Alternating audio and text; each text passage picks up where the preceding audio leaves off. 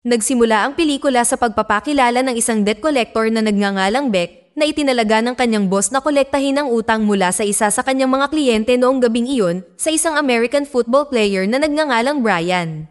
Dahil nasisiyahan si Beck sa panunood ng mga laro ng football sa Amerika, sinisikap niyang kolektahin ang utang ni Brian sa pinakamainam na paraan na posible.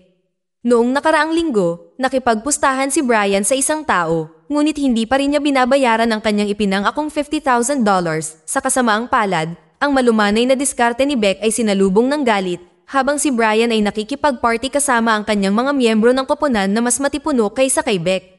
Umalis si Beck hindi dahil sa natatakot siyang mabugbog ng mga kaibigan ni Brian, kundi dahil ayaw niyang masaktan ang mga kasamahan ni Brian. May mangyayaring isang malaking laro sa susunod na linggo, at kung magdudulot ng eksena si Beck, maaaring makansela ang laro. Gayunpaman, iginiit ng boss ni Beck na mabayaran ang utang ng gabing iyon.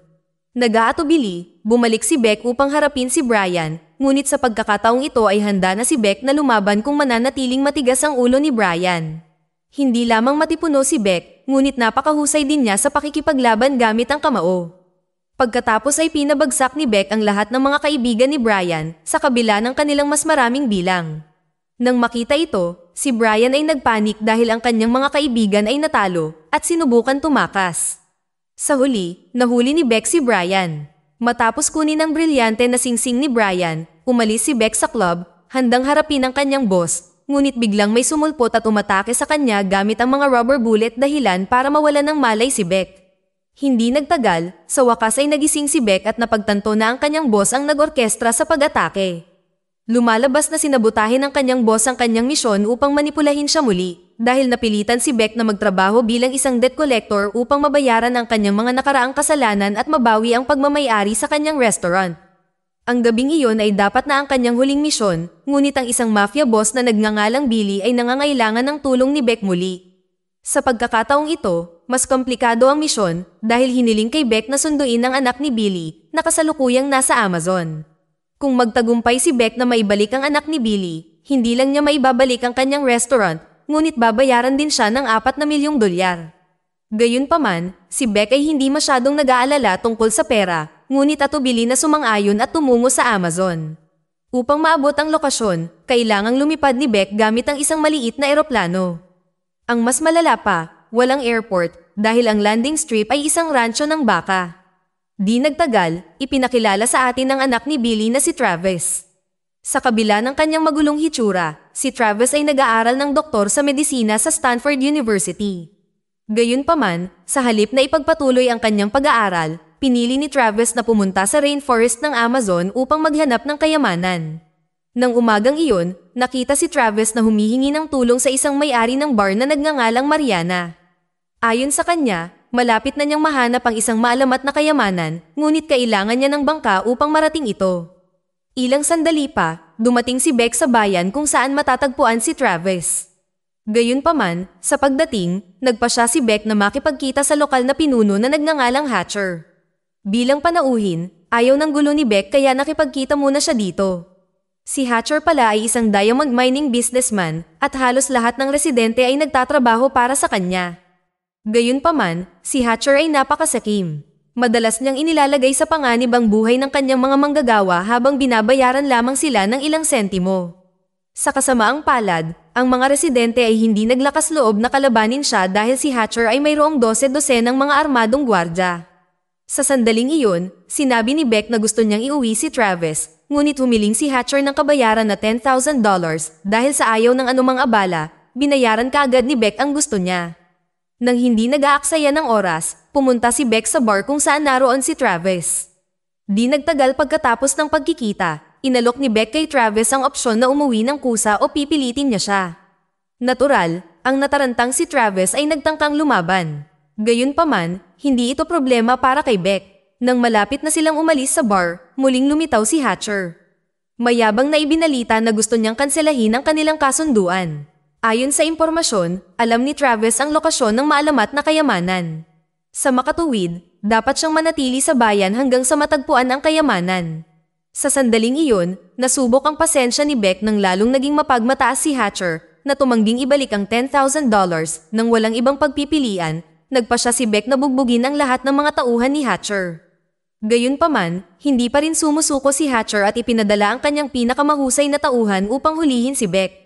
Nang makita ito, sa halip na magpatuloy sa pakikipaglaban, nagpasya si Beck na tumakas kasama si Travis dahil siya ang pangunahing layunin ng misyon. Sa daan, ayaw tumigil ni Travis sa pagdadaldal na nag-aalok na daw doblehin ang sahod ni Beck kung hahayaan niya itong umalis. Ginagawa ito ni Travis dahil malapit na niyang mahanap ang maalamat na kayamanan. Habang patuloy na tinatanggihan ang kanyang mga alok, biglang nagrebelde si Travis, dahilan upang mahulog sa bangin ang kanilang sasakyan. Dahil sa pagkahulog, malubhang nasugatan si Beck matapos bumagsak sa kanya ang sasakyan. Dahil ayaw niyang mawala ang pagkakataon, hinanap agad ni Travis ang susi ng posa sa mga bulsa ni Beck. Gayunpaman, ang pagtakas ni Travis ay hindi kasing dali gaya ng inaasahan niya dahil di nagtagal, muling lumitaw si Beck. Sa kabila ng pagsaksi sa kakayahan ni Beck sa pakikipaglaban kanina, si Travis ay hindi napigilan at nagpas siyang lumaban muli. Di nagtagal, dumating si Hatcher at ang kanyang mga tauhan sa gilid ng bangin, kung saan napagtanto nila na nahulog sina Travis at Beck sa bangin. Bagamat mapanganib ang pagpasok sa kagubatan, determinado si Hatcher na hanapin si Travis. Hanggat hindi sila kumpirmadong patay, hindi matatapos ang habulan. Matapos mahuli muli, nagsimulang magtaka si Travis tungkol kay Beck na pumunta sa Amazon nang walang anumang armas. Bukod pa rito, nagtataka si Travis dahil, bilang isang kolektor ng utang, dapat man lang magdala ng armas si Beck. Gayunpaman, ipinaliwanag ni Beck na mayroon siyang sumpa. Sa tuwing humahawak siya ng sandata, may nasasaktan. Sa makatuwid, mas gusto ni Beck na lumaban gamit ang kanyang mga kamay. Pagkatapos ng 5 oras ng walang tigil na paglalakad, biglang kinailangan ni Travis na umihi. Gayunpaman, habang nakaposas ang kanyang mga kamay, hiniling ni Travis kay Beck na ibaba ang zipper ng kanyang pantalon. Sinadya pala na huminto ni Travis para gamitin ang bitag na matatagpuan malapit sa puno, dahilan para bumitin si Beck ng patiwarik sa isang lubid. Bilang resulta, ang mga susi at mahahalagang gamit ni Beck ay nahulog sa kanyang bulsa habang siya ay nakabaligtad. Nagbigay daan ito kay Travis na madaling kunin ang susi ng posas at maghanda upang tumakas. Bago umalis, kinukutya ni Travis si Beck dahil nahuli siya sa isang simpleng bitag. Gayunpaman, biglang nahulog si Travis sa parehong bitag at ngayon ay pareho silang nasa parehong sitwasyon. Hindi magtatagal ay darating ang mga rebelde at huhulihin sila. Kaya iminungkahi ni Beck kay Travis na humanap sila ng paraan upang makatakas mula sa bitag. Ngunit lumala ang sitwasyon nang biglang lumitaw ang mga unggoy sa kagubatan. Sa sandaling iyon, ipinaliwanag ni Travis na ang mga unggoy na ito ay kilalang-kilala na mabangis at ang kanilang mga kagat ay maaaring magdulot ng impeksyon na maaaring humantong sa kamatayan. Sa huli, pareho silang nahuli ng mga rebelde. Sa kabutihang palad, nakakapagsalita si Travis ng lokal na wika na nagpahintulot sa kanya na ipaliwanag kung bakit sila pumasok sa ipinagbabawal na lugar. Gayunpaman, sa halip na tumulong sa sitwasyon, ginamit ni Travis ang pagkakataon para sabihin sa mga rebelde na si Beck ay isa sa mga tauhan ni Hatcher. Dahil dito ay naghanda ang mga rebeldeng tropa para barilin si Beck. Sa kabutihang palad, ang pinuno ng rebelde na nagngangalang Manato ay nagpasya na labanan si Beck sa hand-to-hand combat sa halip. Bagamat paulit-ulit na sinusubukang ipaliwanag ni Beck na ayaw niyang lumaban, naglunsad na ng pag-atake si Manato. Si Manato ay lumalabas na may kahanga-hangang mga kasanayan sa pakikipaglaban at si Beck ay nabugbog ng husto. Sa wakas naubusan na ang pasensya ni Beck at nagpasya siyang lumaban ng seryoso. Sa pagkakataong ito, si Manato at ang kanyang mga kaibigan ay lubos na binugbog ni Beck. Sa gitna ng laban, biglang sumulpot si Mariana. Nakapagtataka, si Manato at ang kanyang mga tauhan ay nagpakita ng malaking paggalang sa kanya dahil ipinahayag na siya ang tunay na pinuno ng mga puwersang rebelde. Bagamat ito ay lubos na nakakagulat, ito ay nagligtas sa kanilang buhay. Hindi nagtagal, habang naghahapunan sa tabi ng apoy, ipinaliwanag ni Mariana na ang rebeldeng grupo na kanyang binuo ay binubuo ng mga taga-nayon na hindi na makayanan ang kalupitan ni Hatcher. Sa pilitang kinuha ang kanilang mga bukid para gawing minahan.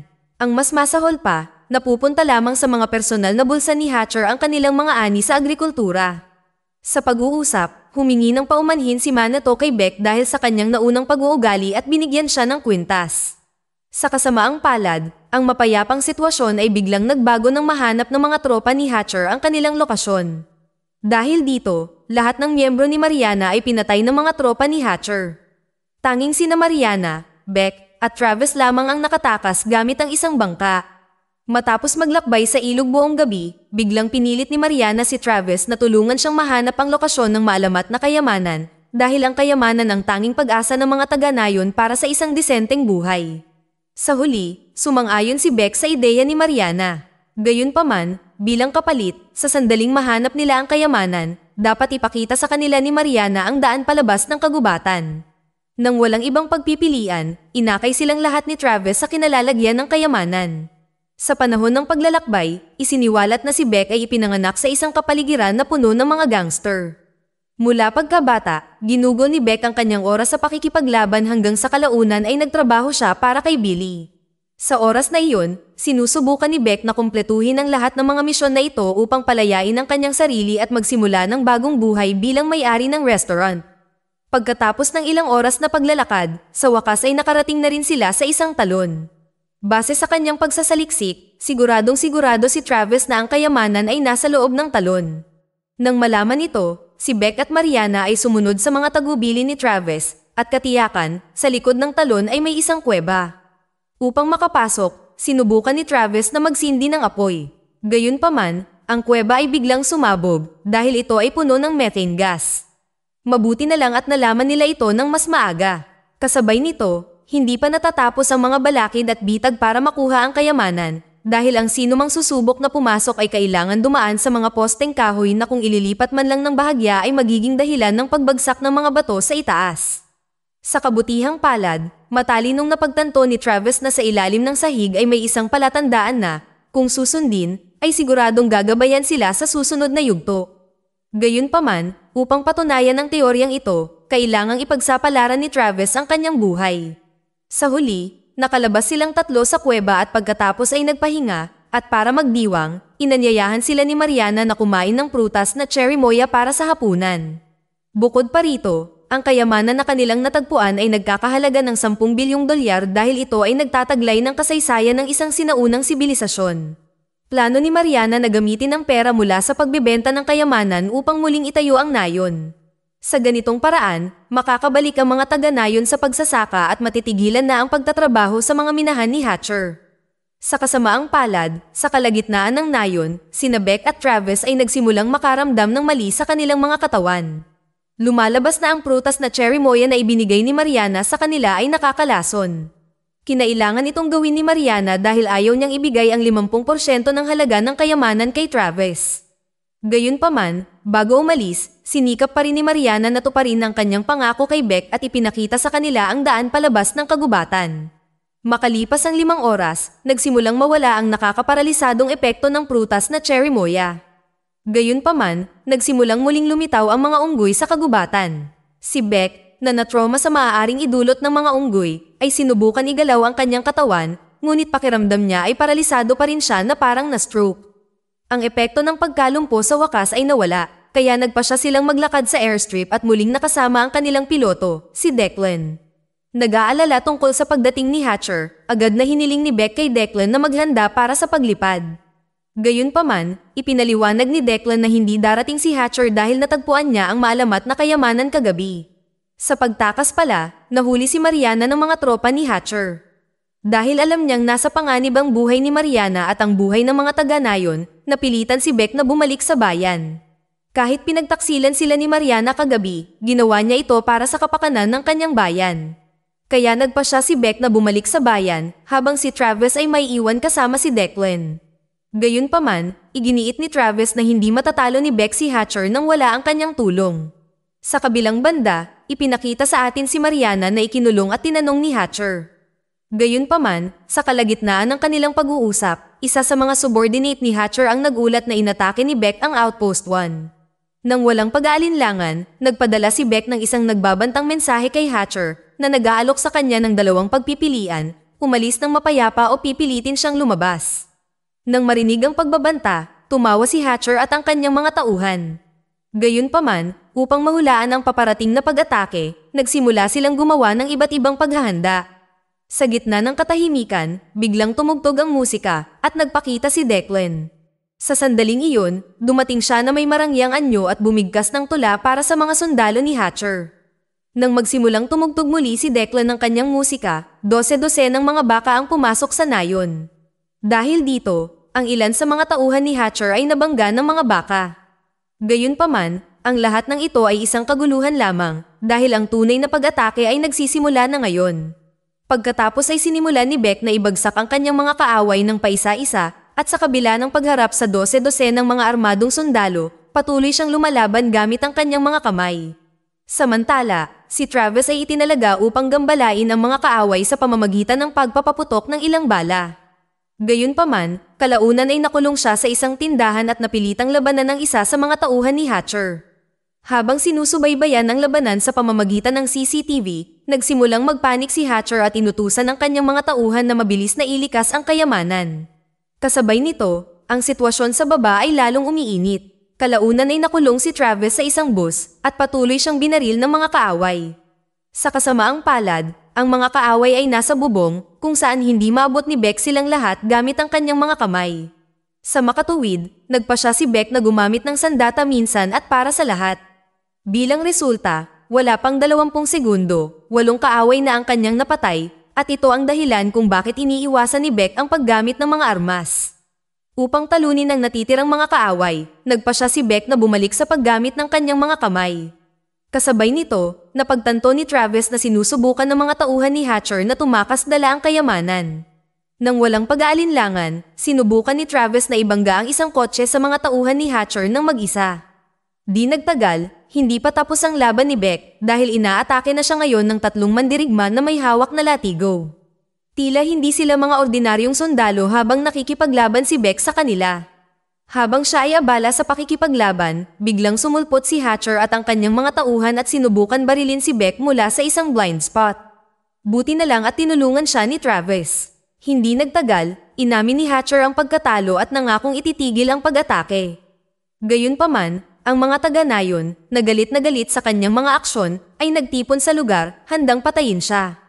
Ang tanging pumipigil sa kanila ay ang presensya ni Beck. Nang makita ito, sinubukan ni Beck na bigyan ng isa pang pagkakataon si Hatcher na humingi ng tawad sa mga taga-nayon at mapayapang umalis, ngunit biglang may bumaril kay Hatcher, kaya ang pang-aapi sa nayon ni Mariana ay natapos na. Di nagtagal, medyo nalungkot si Beck dahil sa laban, dahil lihim na nagpasya si Travis na tumakas dala ang kayamanan. Gayunpaman, natapos ang hinalang ito nang biglang lumitaw si Travis at ibinigay ang kayamanan kay Mariana. Mula sa simula, isinasagawa ni Travis ang ekspedisyon na ito hindi para sa pera, ngunit upang may sulat ang kanyang pangalan bilang isa sa mga kilalang arkeologo. Pagkatapos ng mahabang paglalakbay at hindi kapani-pani walang mga hadlang, matagumpay na naibalik ni Beck si Travis sa kanyang bayan sa Los Angeles. Nang makita ito, napakasaya ni Billy na nakauwi na ang kanyang anak at planong ipakasal siya sa anak ng isa pang mafia boss. Gaya ng ipinangako, ginantimpalaan ni Billy si Beck ng pera at pagmamayari ng kanyang lumang restaurant. Gayunpaman, biglang nagdulot ng kaguluhan si Beck kung saan sinabi niya na upang ipagdiwang ang misyon, dapat subukan ni Billy ang kanyang paboritong prutas na dinala ni Beck mula sa Amazon, ang prutas na cherry moya. Lumalabas na nagkaroon ng simpatsya si Beck kay Travis dahil buong buhay niya ay kontrolado siya ng kanyang ama. Sa makatuwid, binigyan ni Beck si Travis ng pangalawang pagkakataon upang makatakas. Dito na nagtatapos ang kwento. Sana ay nagustuhan nyo. Mag-subscribe na kung hindi ka pa nakasubscribe. Pindutin na rin ang notification bell at like button upang matulungan ang channel, and leave a comment down below.